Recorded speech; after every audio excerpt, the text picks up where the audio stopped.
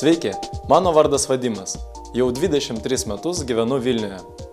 2010 metais įkūriau organizaciją Fox Universe. Tačiau šioje srityje darbuojuosi jau 5 metus. Dar būdamas 12-oku, 2005 metais mano partnerio Esto pagalba įkūriau pirmą tokio pobūdžio organizaciją Lietuvoje, kuri vadinosi Hackers International.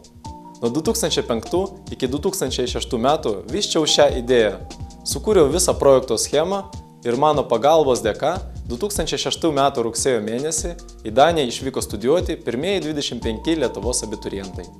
Organizacijos Hackers Lietuva pagalba į Daniją išvyko studijuoti 103 Lietuvos abiturientai. 2008 metais į Daniją ir Angliją išvyko studijuoti apie 200 Lietuvos abiturientų. 2009 metais kartu su lietuvių partneriu įkūrėme organizaciją Kastų.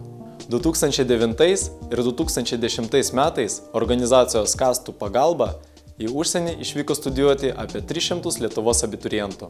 Supratau, jog stojimo procesą abiturientams galima dar labiau supaprastinti. Vedamas šių tikslų, įkūriau organizaciją Fox Universe.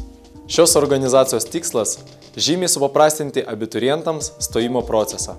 Taip pat suteikti galimybę pažinti įdomesnį ir prasmingesnį žinių bei patirties pasaulį ES šalyse.